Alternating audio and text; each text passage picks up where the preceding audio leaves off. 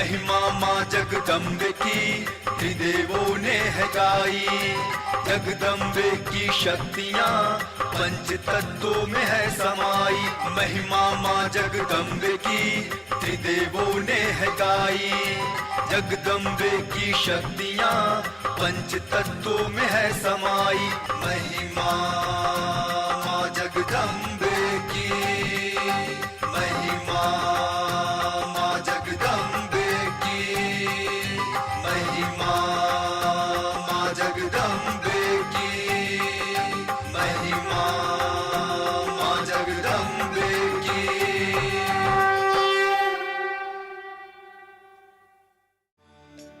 जय मां जगदम्बे। आदिकाल में एक समय अपने पिता दक्ष द्वारा अपमानित होकर देवी सती ने योगाग्नि से अपने प्राण त्याग दिए थे, जिससे महादेव जी ने क्रोधित होकर दक्ष के यज्ञ का विध्वंस करके देवी सती के शव का त्याग नहीं किया। तब भगवान विष्णु ने सती के अंतिम संस्कार के लिए उनकी देह को विभक्त करके विभिन्न स्थानों पर गिरा दिया। जहां जहां देवी सती के देह के अंग गिरे, वे सब स्थान कल्याणकारी शक्तिपीठ के रूप में स्थापित हुए। आइए आज हम आपको ऐसे ही एक शक्तिपीठ कन्याकुमारी की कथा सुनाते हैं। कहते हैं उस स्थान पर देवी सती की देह का पृष्ठ भाग गिरा। आइए आरंभ करते हैं शक्तिपीठ कन्याकुमारी की कथा। आदिकाल में महादानी दैत्यराज बलि का पुत्र बाणासुर भगवान शिव का महान भक्त।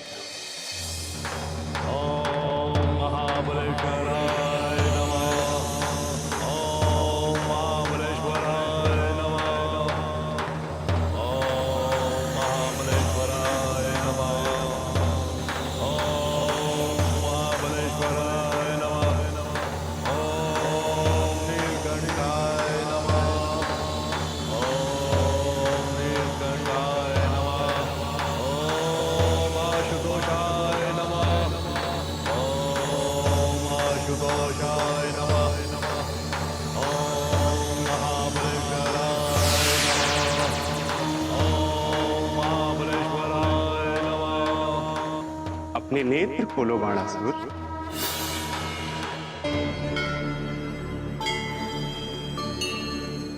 प्रणाम महादेव। बाणासुर, मैं तुम्हारी इस तपस्या से आह्लादित हूं। मैं तुम्हें वरदान देना चाहता हूं। कोई भी दो मनोवांछित वर मांग लो। महादेव, यदि आप मुझे मनोवांछित वर देना ही चाहते हैं तो प्रथम वर मैं ये मांगता हूं कि आप मुझे सहस्त्र बाहु बनाकर स्वर्ग का आधिपत्य प्रदान करें। तथास्तु। तुम सहस्त्र बाहु होकर 60 सहस्त्र वर्षों तक स्वर्गाधिपति रहोगे बाणासुर। अब द्वितीय वर मांगो बाणासुर।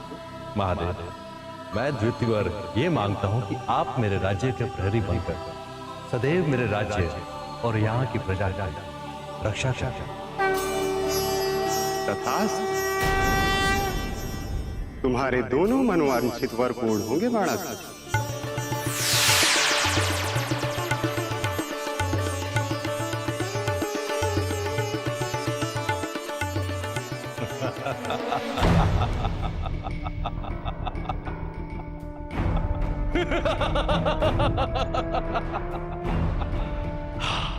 नारायण नारायण। नारद, प्रणाम देवर्षि। प्रणाम देवराज इंद्र। देवर्षि, आज प्रातःकाल ही स्वर्गलोक में आगमन, लगता है कोई विशेष समाचार है। नारायण नारायण। तब बात ही कुछ ऐसी है कि मैं स्वर्ग में आपके पास आने से स्वयं को रोक नहीं सकता। न जाने पुनः स्वर्ग में अब कब दिखाई दे। नारायण नारायण। देवर्षि, ये आप क्या कह रहे हैं? भला मैं स्वर्गलोक छोड़कर कहाँ जाने वाला हूँ? स्वर्ग छोड़कर तो जाना ही पड़ेगा, क्योंकि अब यहाँ देवों का नहीं असुरों का राज होगा। देवर्षि, इस प्रकार पहेलियां मत बुझाइए, तनिक स्पष्ट बताइए, आप कहना क्या चाहते हैं? नारायण नारायण। तो स्पष्ट सुन ही लीजिए।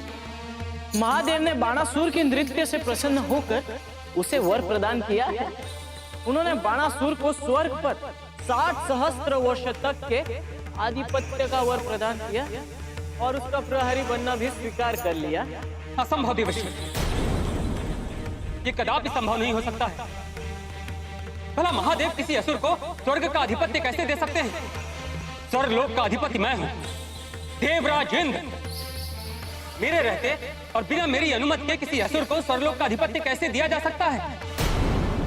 नहीं देवर्षि, ये घोर अन्याय होगा, घोर अन्याय। नारायण नारायण। देवराज, महादेव तो भोलेनाथ थे। वो जब अपने भक्तों पर प्रसन्न होते हैं तो उन्हें स्वयं ही ज्ञात नहीं होता कि वो किसको क्या दे रहे हैं। वो तो ये भी नहीं देखते कि वर पाने वाला सूर है या असुर। नारायण नारायण। देवराज इंद्र के रहते स्वर्ग पर असुरों का आधिपत्य, ये तो अन्याय है, घोर अन्याय। प्रभु, ये भोलेनाथ ने क्या अनर्थ कर डाला? एक असुर को उन्होंने स्वर्ग का अधिपति बना दिया और स्वयं उस असुर के राज्य के पहरे बन गए। देवी लक्ष्मी, आप तो भलीभांति जानती हैं भोलेनाथ, वो जितने भोले हैं उतने आशुतोष भी हैं। तनिक में संतुष्ट होने वाले हैं भोलेनाथ। बस प्रसन्न हो गए और बाणासुर को स्वर्गाधिपति बना दिया। परंतु प्रभु, अब देवराज इंद्र का क्या होगा? उन पर क्या बीत रही होगी? इस पर तो विचार कीजिए। देवी लक्ष्मी, भोलेनाथ की लीला तो वे ही समझ सकते हैं। तो जहां तक बात है इंद्रदेव की कि उनका क्या होगा, ये सब बातें तो समय के गर्भ में ही। अतः तब तक हम सबको प्रतीक्षा करनी होगी।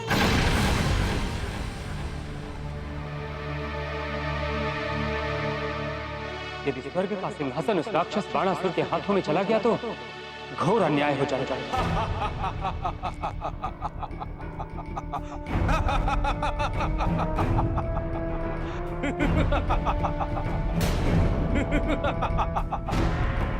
देवराजेंद्र, आपसे इस स्वर्गलोक में तुम्हारा कोई अधिकार नहीं।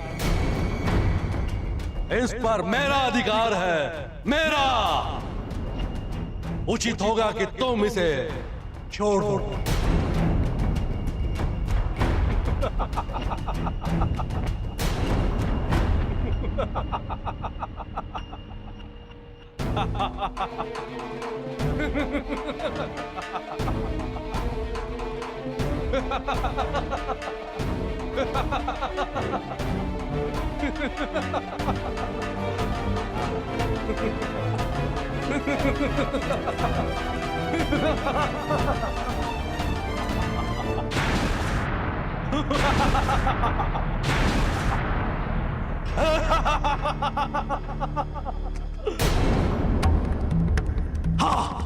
देवराजेंद्र, अब मैं इस स्वर्गलोक का राजा हूं और यह मुकुट भी मेरा है। इसलिए तुम अपने हाथों से अपना मुकुट उतार के मेरे शीश पे रखो। रखो।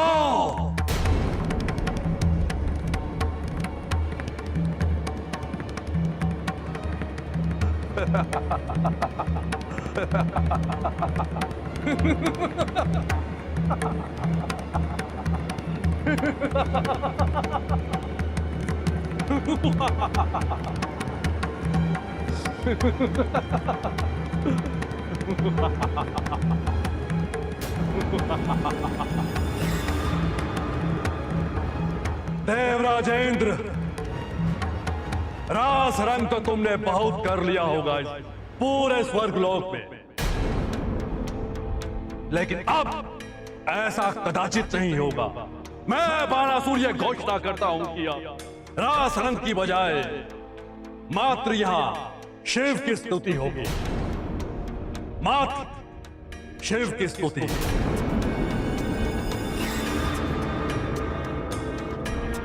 हर हर महादेव, हर हर महादेव, हर हर महादेव,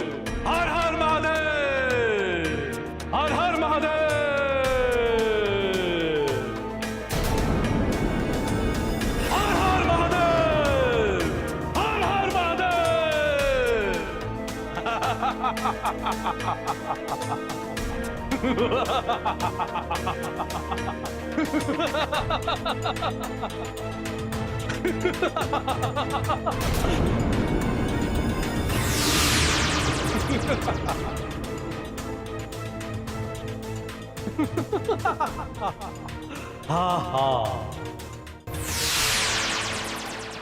प्रभु आपको तो ज्ञात हो ही चुका होगा कि स्वर्ग लोक पर असुरों का आधिपत्य स्थापित हो चुका है। इंद्रदेव को अपनी भक्ति और जब तब से आदि देवी को प्रसन्न करना होगा। यदि आदि देवी इंद्रदेव से प्रसन्न हो गई तो ही वे कोई उपाय बता पाएंगे। इसे तो मेरी रानी होना चाहिए।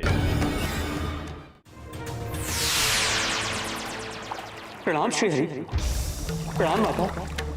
प्रभु आप तो जग के पालक, आप सर्वज्ञाता हैं। प्रभु आपको तो ज्ञात हो ही चुका होगा कि स्वर्ग लोक पर असुरों का आधिपत्य स्थापित हो चुका है। किंतु प्रभु ये सब तो जानते हुए आप कोई प्रयास क्यों नहीं कर रहे हैं? कुछ कीजिए प्रभु, इस समस्या का कोई ना कोई समाधान तो होगा ही। इंद्रदेव, जब आप स्वर्ग के अधिपति थे तब वहां पर अप्सराओं के नृत्य हुआ करते थे। पखावज की छाप, घुंघरों की झनकार और नृत्य।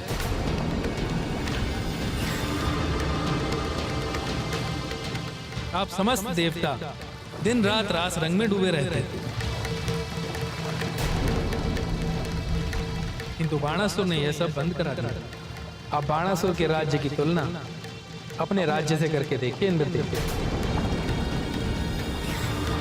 आज बाणासुर के राज्य में नृत्य के स्थान पर शिव स्तुति हो रही है। शिव भक्ति ने ही बाणासुर को स्वर्गाधिपति बनाया है। किंतु प्रभु हैं तो वो असुर ही ना। प्रभु 60 सहस्त्र वर्ष हो रहे हैं असुरों को स्वर्गलोक पर राज्य करते करते। प्रभु तनिक सोचिए, आज देवता असुरों के दास बन गए हैं और ऋषि मुनि भी यज्ञ आदि कर्मों में असुरों को आहुति समर्पित करने के लिए बाध्य हो गए हैं। जगदीश्वर, इंद्रदेव सच ही तो कह रहे हैं। ये तो अनुचित ही है कि स्वर्ग पर कोई असुर राज्य करे। स्वर्ग के सिंहासन पर कोई असुर शोभा नहीं देते। देवी लक्ष्मी, आप इसे कैसे अशोभनीय कह सकते हैं? तब उसके विचारों को सुनकर समस्त देवताओं गंधर्वों ने हर्षित होकर पुष्पों की वर्षा की।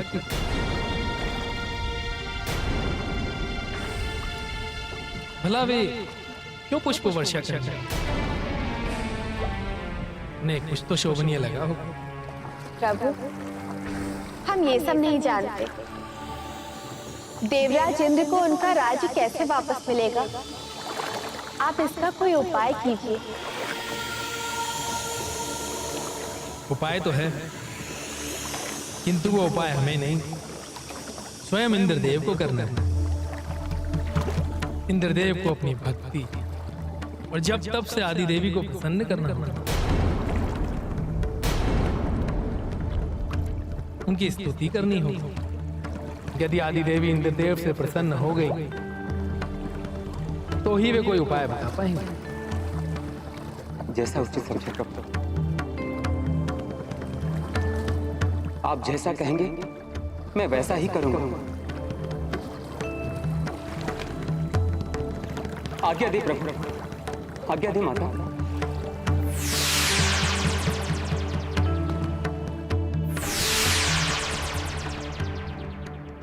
नारायण नारायण। देवर्षि आप, प्रणाम देवर्षि। भूतपूर्व स्वर्गाधिपति कहाँ खोए खोए से चले जा रहे हैं? देवर्षि, मेरा उपहास न कर और कृपा करके मुझे मेरी इस समस्या का कोई समाधान बताएं। अवश्य देवराज, अवश्य बताइए, मैं आपके लिए क्या कर सकता हूँ? देवर्षि, प्रभु श्रीहरि ने मुझे माता आदिशक्ति की उपासना एवं स्तुति करने को कहा है, किंतु मुझे ये समझ में नहीं आ रहा है कि मैं माता आदिशक्ति की उपासना किस स्थान पर करूं और कैसे करूं। सर्वत्र तो दैत्यों का ही राज है। देवर्षि, आप तो सर्वज्ञ हैं।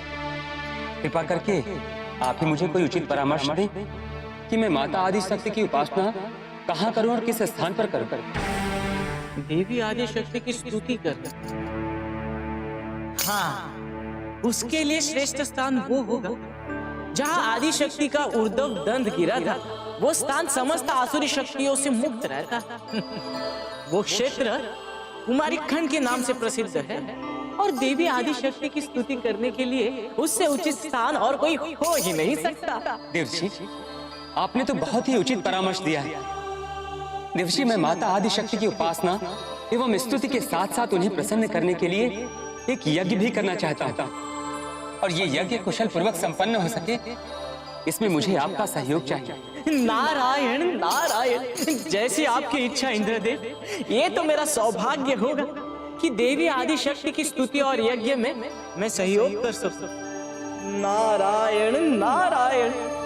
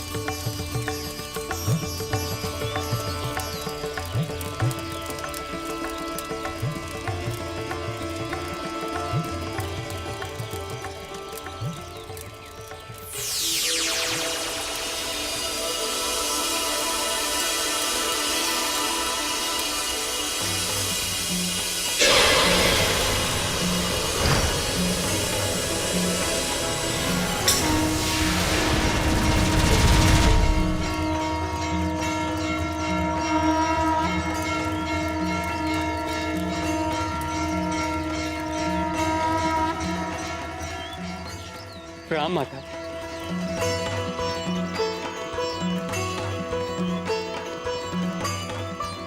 मैं तुम्हारी भक्ति, तुम्हारे यज्ञ से प्रसन्न हुई हूँ पुत्र।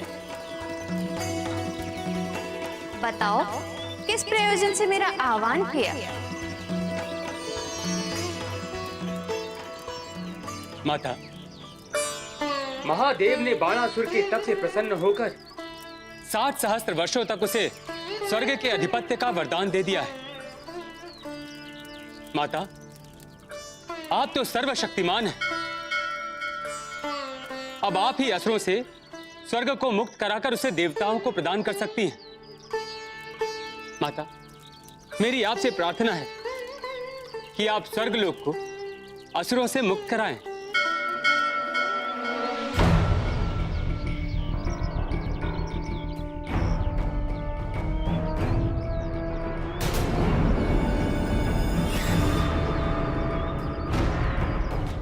सुंदर, अति सुंदर।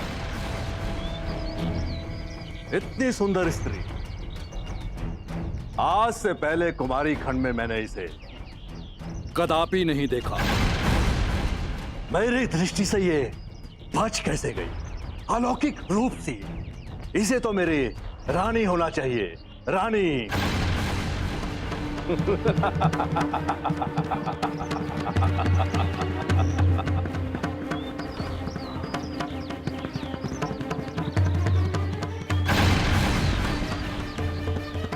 पुत्र इंद्र, द्वापर युग में मैं तुम्हारी इच्छा अवश्य पूर्ण करूंगी,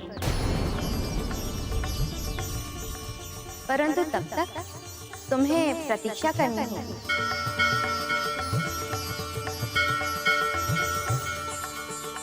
अवश्य माता।